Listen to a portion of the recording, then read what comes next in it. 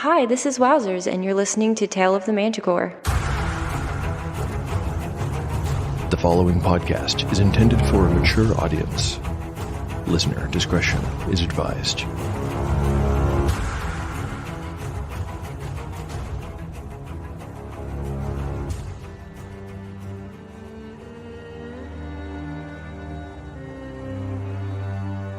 Welcome back to Tale of the Manticore, Season 2. Like the creature from which it takes its name, Tale of the Manticore is a mashup, a crossbreeding between two different species of storytelling. Here you will find the unpredictability of old-school RPG paper and dice games with the storycraft of a dark fantasy novel. No character is sacred, and no character will be spared if the dice decide their fate is at hand. According to lore, the tale of a manticore is barbed with cruel iron spikes. There will be much pain in the days ahead.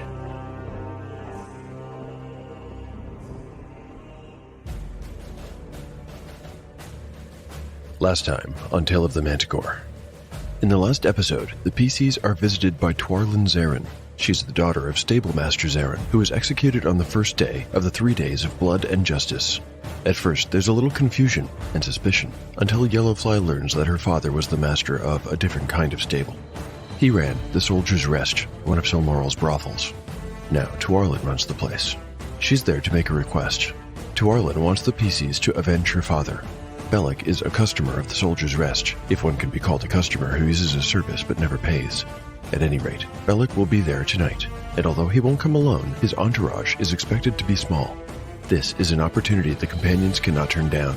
Despite worries that the whole thing is a trap set by Bellik, they agree. Their plan is straightforward. Cole and Fly will hide upstairs, while Catsbane and Shawnee will wait outside for Twarlin to leave. When she does, the pair will slip in and dispatch the guards. Meanwhile, the sound of Twarlin's leaving will have already alerted Cole and Yellowfly, who will have made their way to Bellik's room. With luck, everything will happen in concert. But luck provides something even better. One of the two guards on the first floor leaves his post to relieve himself in the alley. While he's outside, Catsbane and Shawnee enter and lock the door behind them. Now, it's 2 against 1 on the first floor, too. They dispatch the guard quickly, but not before he can yell a warning to his captain.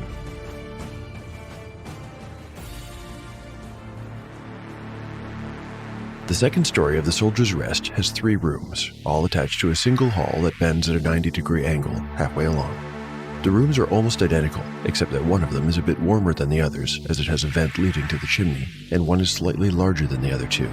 I flipped a coin to see if Bellik would prefer the larger or the warmer room. It turned out he prefers the warmer one, and this puts him closest to the stairs, so it might become important. But I kind of doubt it. Cole and Yellowfly's cue to come out of hiding and close in on their prey was the sound of the door shutting when Twarlin went out with the chamber pot. It's true that Shawnee and Catsbane hurried their approach, so as to guarantee the other guard would be locked outside, but I don't think it'll make a huge difference. I'll say this, when they burst in on Bellik, I'll make a surprise roll. A roll of 1 or 2 will indicate that Yellowfly and Cole got there quickly enough to beat the guard's warning. On a 5 or 6, I'll say that they arrive after the warning was given, and that Bellik could have grabbed a weapon or even barricaded the door. Since we're moments away from the action, I suppose I'll go ahead and make the roll right now. On a d6. Ooh, a 5. That means Yellowfly and Cole fail to beat the warning from the guard downstairs. Bellik will not be surprised. In fact, he'll be armed and ready. Chapter 22. Part 1. Day 68. Night. Party status. Yellowfly, 19 of 19 hit points. Cole, 18 of 18. Cole kicked in the door and stepped to the side. A buxom redhead shrieked in terror and cowered behind a lumpy bed as Yellowfly strode past him and into the sweaty little room. The stink of perfume was thick in here, but Yellowfly barely noticed. His eyes blazed like a demon's as he pointed his sword at the man who stood before him, naked and sneering. "I've been looking forward to this," he said, spittle flying. "Who in the hells are you, bloody skegs? I'll kill the both of yous, come on!" Bellik waved a wicked-looking dagger in the air before him. If he was ashamed of his nakedness or afraid to die, it did not show at all. In fact, a sour smile was spreading across his face. "I don't think so, you murdering bastard. I intend to put my blade through your black heart." Entering combat.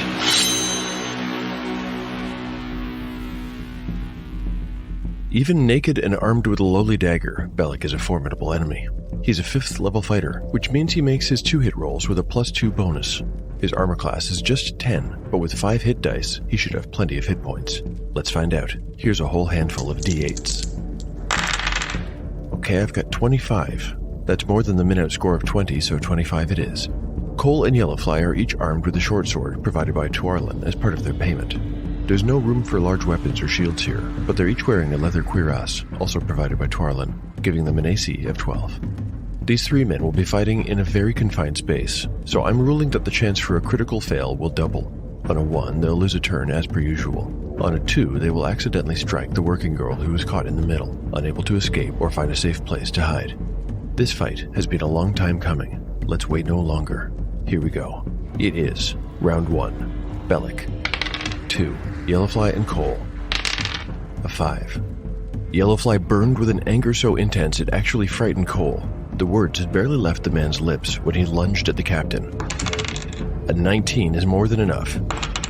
6 damage. Yellowfly draws first blood, drawing a gash along Bellik's forearm and erasing the smile from the other man's face. Cole is right behind him and prepares to strike with his short sword. He prefers an axe, but in a space this small, a thrusting weapon is the only real choice. With his strength bonus, he only needs to roll an 8 or better. A 2. I see that Bellik has grabbed the woman by the hair and thrown her at Cole to avoid being flanked. Instead of rolling hit points for this woman, I will roll a high-low. If I roll low, Cole will accidentally kill her. Rolling. High. Cole shoves her right back. She lands on the bed while Bellik tries to stab Yellowfly. He'll need a 10 to hit. A 7 misses. Die, skeg! Round 2. Bellik. 6. Yellowfly and Cole. 4. Bellik capitalizes on the momentary distraction. He surges forward, trying to press Yellowfly back and away from the door. Oh, a 1 on the die. The redhead has thrown herself at him. It's not an attack. She's desperate for his protection. She has no idea who Yellowfly and Cole are. As far as she knows, they want to kill her too. Of course, she just gets in Bellik's way, spoiling his attack. Get off me, you idiot! He roars. Yellowfly sees his opening and thrusts. A 12 is enough. He does. Oh wow, maximum damage. That's 7 points now that he has a strength bonus. He makes a deep cut into Bellik's shoulder and a red wound opens like a yawning mouth in his flesh. Cole tries to hit him from the other side. A 7. No good. He's going to have to jump on the bed to get close enough to reach. Round 3. No initiative is needed this round as Bellik's critical fumble has cost him his only action. Victory is in sight. The captain is bleeding heavily, staining the bedsheets and the floorboard dark red. Yellowfly cuts in a 3rd time. A 5 is a miss. Cole jumps on the bed and stabs down, trying to avoid hitting the terrified girl. A 4. Ugh, what a waste of a free round. We are on to round 4. Bellik. 5. Yellowfly and Cole. 6. Rolling for Yellowfly. A 12 will do it. His sword flashes in once again. Another 3 points. Bellik is down to 9. Cole looks for an opening. And with a 12, he finds one. 7 points brings Bellik to death's door. The captain realizes he cannot win by fighting. He hasn't harmed either of his assailants. For his turn, he once again grabs a fistful of the working girl's dark red curls and roughly hoists her up in front of him. He holds her as a human shield. She screams even louder, but they can still hear his threat. Not one more step, church mouse, or I'll open this lass from the nave to the chops. Round 5. Once again, there's no need for initiative here, as the combat has come to a standstill. Bellik holds his dagger with its tip against the girl's belly. His other hand grips her hair close to the scalp and pulls her body against his own. Standing with his victim between them, he inches toward the door. Not one step, he says again. A 10 on the die, that's an 11 with his bonus, and since Bellik has just 2 hit points, there's no need to roll for damage. Yellowfly shoves his sword straight through the girl and into Bellik's gut, skewering them both. Bellik's eyes go wide, then sightless. The girl's scream turns into a wet gurgle, and then all is silent.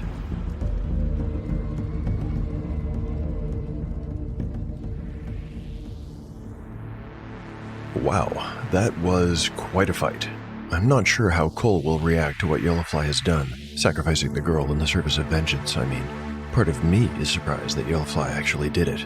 Anyway, for now, let's talk about some of the things that we didn't see in that scene. Tuarlin, as you might have guessed, ran off and hid nearby after emptying the chamber pot. She was nowhere to be seen by the time the guard who followed her outside returned to the front door and found it locked. He pounded on that door for a while, hearing the muffled sounds of combat from within, and when it became clear he was not getting inside, he ran off to find help. By the time he returned with reinforcements, the companions were long gone, but they did find Tuarlin, bound and gagged in the first-floor office. This last touch to clear her of suspicion was Catsbane's idea, by the way. There's really just a couple more things to work out, namely, what did Tuarlin pay the PCs for their service? And will the Lord Rabbit be happy with them? For the payment, Tuarlin already bought them 2 short swords and 2 leather cuirasses. There'll be a modest payment in coin too, but the stablemaster's daughter is not exactly wealthy. I'll say that she will give them 2d4 times 10 gold pieces in reward. Rolling. Okay, a 7 on the dice. She gives them 70 GP, plus the equipment. Yellowfly probably would have done this job for free, but he won't turn the money down. Now onto the more important question of whether the Lord Rabbit will celebrate their initiative or be angered that they acted without his approval. A simple reaction check is all we need. 2d6. Higher is better. I'm not going to add any bonuses or penalties. It's true they pulled off this job without a single scratch to themselves, but on the other hand, an innocent was killed, and that might matter to him. I'm not sure if it would, but I guess we're about to find out. Here's the roll. Oh, a 12 on the dice. You know, a roll like that warrants something special. The shades of the bygone people lingers on the wind and on the lips of the survivors of this hell on earth. What stories will they tell? Echoes of Eschaton is a solo play podcast set in the world of Degenesis, a primal punk, post-apocalyptic game by Six More Vodka Studios, with a simple D6 dice system and high-stakes combat, which should make the clutch dice rolls all the more exciting. Join me, Coop the GM, for a new story across the ruinous landscapes of Borca, the festering swamps of Franca, and the killing fields of Hybrispania. Will the characters uncover sinister plots or succumb to death 1,000-fold? Find out on Echoes of Eschaton, a solo play TTRPG podcast. Listener discretion is advised. The Lord Rabbit used to be an adventurer, like the PCs. I haven't yet thought it through enough to know if he was crawling around in dungeons or working as a thief or a spy or something else entirely, but he lived by the sword and rose through the ranks of the church to his current position in the middle through strength and cunning and skill. I bet that somewhere along his past adventures he came across something special, and that he has held on to it all this time as a kind of memento. I also bet he hasn't used whatever it is in years. That 12 I rolled for his reaction check to the news of Bellik's death at the hands of his people, I think that it means he'll be so pleased that he decides to give this memento to their leader. So what will Yellowfly receive? It might be something simple like a +1 sword or a cloak of protection +1, or it might be something more exotic like a ring of free action or a medallion of ESP. I'm going to let the dice decide, of course. Here's how we'll do it. I'll roll once to see what kind of item it is, and again to see if it's a simple or exotic treasure. No matter what I roll, it's going to be magical in nature.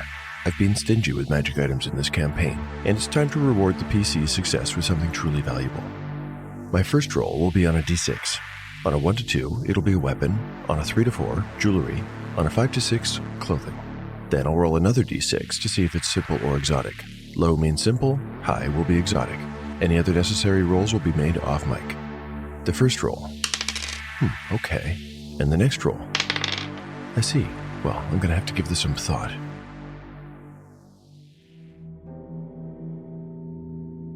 Dramatis Personae. The Lord Rabbit. 10 years ago. He used to go by a different name. Before he was the Lord Rabbit, he had called himself Whisper. It wasn't a very good name, and in fact he had abandoned it after only a couple of years. But for a little while, Whisper was his name. He'd been slimmer back then, also faster and stronger. Probably less wise, though. Another thing, back then he hadn't given orders, he had taken them. He had a boss who gave him jobs to do. In fact, he was doing one right now. It was sometime during the small hours, and they were creeping across the floor of a wealthy merchant's bedroom. The merchant in question was sleeping just a few feet away from them. He was almost close enough to touch. The man snored so loudly that his wife slept in a different room. That was lucky. There was one fewer person to discover the intruders. His companion was a man he had never actually met before the job, but he had heard of him. His name was Sweetface. It was obvious to anyone why folks called him that. He really did have a boy's face, though he was in his early 30s. He often told people that he had never shaved and was incapable of growing a beard. Sweetface was even better known for being one of the best burglars in Silmoral. Whisper was lucky to have been paired with him, as it was said that he could defeat any lock, no matter how difficult. Hopefully this was true, because their goal tonight was to break into this merchant's chest and steal a precious brooch. His boss had specifically told him to take the brooch, but nothing else, not a single copper coin. The idea was for them to get out with the item undetected and without leaving a trace. Hopefully the merchant would assume he had misplaced the brooch, if he even noticed it was gone. Something odd about Sweetface. He wore a pair of cream-colored gloves made of kid skin. The gloves each had a little jewel worked into the palm, which Whisper thought was very bad design. His companion always had them on, even when he worked on locks. Whisper had seen him do it on their way into the merchant's house. It must have been an affectation, because wearing gloves could only make delicate work all the more difficult. Affected or not, Sweetface got results, so what did it matter? Moonlight streamed in through the open casement as the two men crept across the rug so thick that it made this part of the job almost too easy. Between the rug and the snoring, they probably could have come in on horseback and still remained undetected. The object of their mission was just ahead, a little chest about the size of a loaf of bread. It was banded in iron and had a chunky lock on the front. Sweetface was already pulling at his thieves' tools and selecting from among an array of probes, files, and wires. In just a few moments, he was at work, poking around in the lock with his tools, and, true to form, still wearing his gloves. A few short seconds later, the tools went back into his belt pouch and Sweetface looked over his shoulder to wink at his companion. His head was still turned when he lifted the lid. If it hadn't been, Whisper wouldn't have seen Sweetface wince in pain and snatch his hand away from the chest. And if the gloves hadn't been so pale, he might not have been able to see the little dark dot on his finger.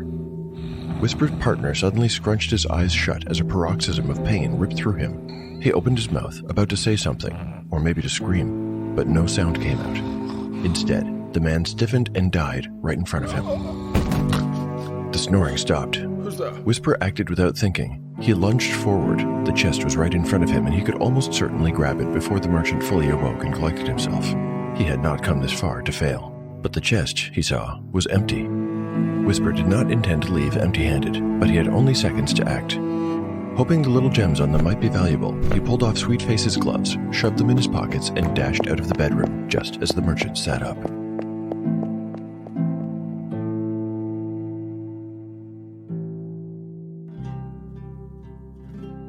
Chapter 22, Part 2, Day 69, Evening. Party status: Yellowfly, 19 of 19 hit points. If the Lord Rabbit's smile had been any wider, the top half of his head might have slid off. He'd answered the front door himself, explaining that Glynis is just putting the babes to bed, and she'll probably turn in too, so it's just us. But come in, out of the cold, my friend. he had led Yellowfly down the hall and into the study where they usually sat to drink and talk and play at dice. I have some excellent brandy here from Camranth. Will you smoke? This was new. The Lord Rabbit had never offered this before. He nodded, and the other man filled a pair of long-stemmed pipes from an ornate little box made of ebony. His smile never faded for a moment. I say, you and your friends have managed the extraordinary. I should know better than to ask, but how did you find out so quickly? Yellowfly accepted the pipe from the other man and lit it from a nearby candle. They each took a seat opposite each other at the dice table, and Lord Rabbit leaned back, closing his eyes and savoring his smoke. He chuckled and tapped the side of his nose. Is there any place that you do not employ a spy? I hope not, replied Lord Rabbit. Oh, I almost forgot the brandy. He hopped up and hurried to the back of the room, where he busied himself at a side table, arrayed with bottles, glasses, and decanters. He picked one up containing a plum-colored liquid and poured 2 small glasses. He brought them back, one in each hand, and clenching his pipe between his teeth. He set the glasses on the table, retook his seat, and took another long drag on his pipe. He exhaled the smoke through his nostrils. I was afraid you might be upset, to be honest, said Yellowfly, puffing on his pipe. Upset? Why would I be? Acting without relief, of course. You struck while the iron was hot. That's what I like about you. And look what you've managed. Such a victory you have won for us, Yellowfly. You're the toast of the church, and your friends too, of course. The two men smoked and drank and spoke for their business for a little while then. Lord Rabbit expressed his view that the dungeon under the sawmill in Meerpool was not likely to be abandoned. When Yellowfly agreed and offered to return there, Lord Rabbit shook his head no, adding that he planned to send some other church members. The reason you can't go is that you've been summoned. The Lord Rabbit's enormous smile was back. I can promise nothing, but I would wager that you're about to be promoted. You're not much of a gambler, my friend. That's true. Shartu knows I've lost a king's ransom in gold at dice. Quite a lot of it to you, come to think of it. Yellowfly shrugged helplessly and drained his cup. Perhaps it was the brandy, but the Lord Rabbit's tone seemed suddenly to grow serious. Yellowfly, there's something else I should like to give you. Yellowfly raised an eyebrow at this. In response, Lord Rabbit reached into his pocket and drew forth a silk bag. From it, he withdrew a pair of kid-skin gloves, creamy white and strangely decorated with a little green gem sewn into each palm. He placed them on the table and motioned for Yellowfly to pick them up. When he did, he noticed the little dark dot on the index finger of one of them.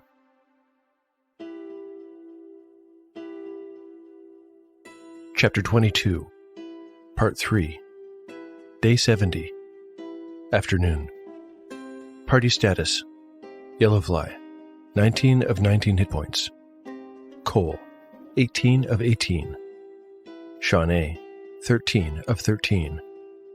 Catsbane, 6 of 6. It didn't have a name, but Cole and Yellowfly both knew the place. It was a partially hidden little grotto some 4 hours from Silmoral, about halfway to the little fishing village of Westmire, but off the road. The grotto was one of several spots in the area that were popular during the summer with casual fisherfolk, since there was a rocky half-covering that provided decent shade, and also since the place was not without a kind of modest beauty. Seabirds cried as they circled out over the nearby water, looking for a meal.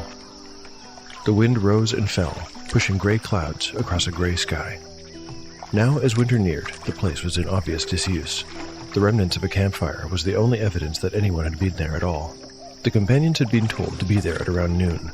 Apparently, whomever they were to meet had not yet arrived, for the place was deserted. Cole and Catsbane set about looking for firewood in the nearby scrub, while Yellowfly sat down and rubbed his feet. Shawnee leaned against a scrawny and bent tree, sulking as she sorted through her arrows, one by one, and inspected their fletching. After a time, Cole and Catsbane returned with some dry wood and started to build up a small campfire. They talked excitedly as they worked. If what Yellowfly had told them was true, he might be receiving a promotion today and moving up through the ranks of the church. This explained why Shawnee was moody. If a promotion was given, there was a chance that Yellowfly could be reassigned to a different team. They had been there about an hour, and the fire was burning well, when a group of travelers became visible on the road in the distance. When they left the road and started cutting across the rocky scrub towards the grotto, Yellowfly and the others stood and held up their hands in greeting. There were 5 travelers. 4 of them wore sheathed blades on their belts, and Yellowfly could make out the rigid shape of armor under their cloaks. The last of them was a woman in a heavy linen cloak, with the cowl pulled up so that the hem hung low and hid her face in shadow. She walked with a kind of regal bearing, with her spine straight and her shoulders back. One of the men addressed them in a husky voice. "Hail, for the moon never beams." Without bringing me dreams, replied Yellowfly. Well met to you as well. Please sit down and warm yourselves at our fire. "Gratitude," said the man. "It has been a cold walk. Have you any food or wine? I assume you're the one they call Yellowfly." Yes, I'm he. My apologies, replied Yellowfly, nodding. We do not think to bring anything with us. No matter, we shan't be long. I just hope to, the fire is most welcome. Listen, Master Yellowfly, I've been asked to safely escort someone here to meet you. Someone who wishes to speak with you and your people. Well, here she is. Enjoy your conversation." The 4 men seated themselves around the campfire, leaving the cowled woman standing on her own. While they removed their gloves and held their hands out for warmth, the woman tentatively approached the group. She raised her hands to remove her cowl and pulled it back to reveal the face of a middle-aged woman with gray-streaked hair and very pale skin. There was just a hint of color in her cheeks, and her eyes shone with intelligence. "Hello," she said. "I would like to thank you for meeting me, even though I am not one of your order. My name is Sister Aranes." Thank you for listening to Tale of the Manticore. If you're enjoying the show and would like to lend your support, there are lots of ways to help. You can recommend the show online or to friends. You can like and retweet episode announcements on Twitter. You can pick up One Shot in the Dark, the Pendulum World Building Tool, or Encyclopedia Manticorica on DriveThruRPG. Finally, you can rate or review the show on your podcatcher of choice. Thanks to everyone who has supported the show in these ways. You know how I like to share your generous reviews. I'd like to share one of them right now. This one is on Apple Podcasts and was posted by Listener174. Listener174 writes, I got onto the Tale of the Manticore by way of the 13-Sided Die podcast. I love how no character is sacred, the melodious tone of the narrator, and how chaos rules. The story is so well told and thought out. I can't wait to listen to the next episode. Thanks very much, Listener174. That review just warmed my heart. So glad you're enjoying the show. I'm especially chuffed that you heard it through the 13-Sided Die podcast. Those guys are both just the best. I owe them a debt of gratitude for their support of the show, too, as they've been waving my flag all along. I've also got some excellent voice talent to thank. Bellik is perfectly voiced by Dr. Matthew Brooks, retired actor and full-time family medicine physician in North Carolina, who regularly DMs through Shard Tabletop and Discord. Let's say hello once more to Dr. Brooks' gaming group. John, Scott, Joe, Kent, and Dave, how you doing? The inimitable Dirk the Dice returns to his role as the Lord Rabbit in this episode. So happy to have you back on the show, Dirk. For anyone listening who has not yet discovered the warmth and charm of the Grognard Files podcast, it is truly not to be missed. The Church Guild member who introduces the PCs to Araness is played by newcomer to the show, Carl of the Lone Adventurer podcast, which is another semi-actual play, not so different from this one. Carl spins a great tale. Be sure to check out The Lone Adventurer. Finally, Sister Araness is played by another newcomer to the show, Lyrica from the 1 Hour One-Offs podcast. Find Lyrica on Instagram at 1 Hour One-Offs or on Twitter at 1 Hour One-Offs. My sincere thanks to Matt, Dirk, Carl, and Lyrica for bringing the show to life. If anyone listening wants to get in touch with me, I'm on the usual socials, at Manticore Tale on Twitter or Tale of the Manticore Podcast on Instagram. My email is taleofthemanticore@gmail.com. I reply to every message I receive. Finally, I keep a blog where I post all kinds of show and RPG-related stuff like art, maps, tables, crafts, and show notes. It goes all the way back to the genesis of the show, and I update it about once per week. You can find it at taleofthemanticore.blogspot.com. The adventure will continue on the next episode of Tale of the Manticore, the story where chaos rolls. Hi, I'm Steve Morrison, and I'm a writer and game master who has combined my love of stories and tabletop gaming into a solo actual play series called Errant Adventures. Join me as I explore different stories in different genres using a variety of my favorite tabletop role-playing games.